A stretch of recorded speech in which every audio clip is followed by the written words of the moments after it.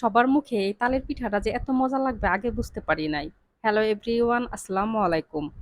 আমি আজকে তালের চুষি পিঠা বানাবো। তালের চুষি পিঠা বানানোর জন্য প্যানের মধ্যে আমি আধা কাপের মতো তালের রস দিয়ে দিব।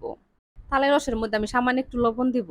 যে কোনো মিষ্টি খাবারের মধ্যে যদি লবণ দেন তাহলে দেখবেন যে মিষ্টির স্বাদটা কিন্তু দ্বিগুণ বেড়ে যায়। অনেকে আছে যে মিষ্টি খাবারে লবণ পছন্দ করেন না, সেক্ষেত্রে তারা বাদ দিতে পারেন। তালের রস অনেকটা ঘন, তার জন্য আমি একটু পানি দিছি। তারপরে আমি দিয়ে দিয়েছি পরিমাণ মতো চিনি। মিষ্টিটা আসলে যার যার পছন্দ মতো, যে যেমন মিষ্টি পছন্দ করেন সেই অনুযায়ী কমিয়ে বাড়িয়ে চিনি দিয়ে দিবেন। আপনারা চাইলে কিন্তু এখানে চিনির পরিবর্তে গুঁড়ো দিতে পারবেন। চিনি আর তালের রস আমি খুব ভালো করে জাল করে নিয়েছি, অবশ্যই কিন্তু খুব ভালো করে 5-6 মিনিটের মতো জাল করে নিতে হবে। আমি এখানে শুকনা চাউলের গুঁড়া দিয়ে তালের পিঠা বানাবো, তার জন্য আমি তালের রসটা খুব ভালো করে জাল করে নিয়েছি। আর যদি চাউলের গুঁড়া ভাঙায় নিয়ে এসে সেটা সাথে সাথে যদি পিঠা বানান, সেক্ষেত্রে কিন্তু বেশিক্ষণ তালের রস জাল করতে হবে না। চাউলের গুঁড়ার খামিরটা কিন্তু তৈরি করা হয়ে গেছে, এখন আমি দিয়ে দিব পুরানো নারকেল।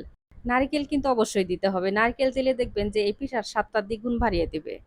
আর হাতের কাছে যদি না থাকে সেক্ষেত্রে না দিলে তো নাই, কিন্তু দিলে একটু বেশি ভালো লাগে। নারকেল মুখে পড়লে তো বুঝতে পারতেছেন যে পিঠার স্বাদটা কেমন হতে পারে।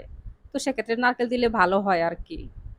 তালের চুষি পিঠা একবার বানানো দেখে মনে হয় বুঝে গেছেন যে বানানো অনেক সহজ। তো এরকম করে ছোট করে একটু হাতে করে নিয়ে তালুতে গোল করে নিলেই হবে। তারপরে ২ পাশে একটু করে কানি করে নিলেই হবে। দেখেন হাত দিয়ে ঠিক কেমন করে নিতেছি, ঠিক এরকম করে বানিয়ে নিবেন। আর বানানো খুব সহজ। আর ডিজাইনটা আপনাদের পছন্দ মতো, যে যেমন ডিজাইন পছন্দ করেন আরকি। আর এরকম করে তেল ছাঁকনির উপরে এরকম করে ডিজাইনটা তুললে একদম সহজ। দেখেন খালি একটা টান দিলেই হয়ে যায়। দেখে মনে হচ্ছে যে এই পিঠা বানাতে মনে হয় অনেক সময় লাগে, না, এই পিঠা বানাতে কিন্তু একদমই সময় কম লাগে। একদম অল্প সময়ের মধ্যে এরকম করে পিঠা বানিয়ে খেতে পারবেন। আমি কিন্তু জ্বর নিয়ে এই পিঠাটা বানাইছি। তো জ্বর সবারই মুখ তিতা নষ্ট হয়ে গেছে, তো বলতেছে যে মিষ্টি কিছু খাইলে হয়তো ভালো লাগবে। তো তার জন্য আমি এই পিঠাটা বানালাম। তো যাই হোক, অল্প সময়ের মধ্যে বানিয়ে ফেলছি। এই পিঠাটা এত মজা হয়েছিল, তো আগে জানলে আমি বেশি করে বানাইতাম।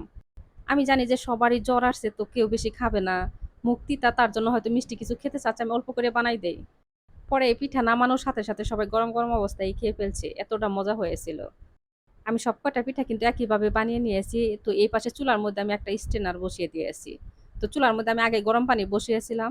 তো এখন আমি পিঠাগুলো এক এক করে স্ট্রেনারের মধ্যে দিয়ে দিব। তো এই ৩টা পিঠা যে দেখতেছেন, এই ৩টা পিঠা আমার মেয়ে বানাইছে ওর বাবার জন্য। এখন এই ৩টা পিঠা যদি বাপ না দেয় তো কান্না করবে পরে। তো তার জন্য আমি বাপে বসিয়ে দিলাম। ১০ মিনিট বাপাই নিছি আমি, দেখেন ১০ মিনিট পর কত সুন্দর সিদ্ধ হয়ে গেছে। ১০ মিনিটের মতো বাপাইলেই হবে, বেশি বাপানোর দরকার নাই। আমরা এই পিঠাটা গরম গরম থাকতেই খেয়ে ফেলছি, তো তার জন্য বলতে পারবো না এই পিঠা ঠান্ডা হলে কেমন লাগে। তো আমার তো ভীষণ ভালো লাগছে, তো আপনাদেরও ভালো লাগবে যদি বাসায় একবার হলেও বানিয়ে খেয়ে দেখেন। তো পিঠা হয়ে গেছে, সবাই ভালো থাকবেন, আল্লাহ হাফেজ।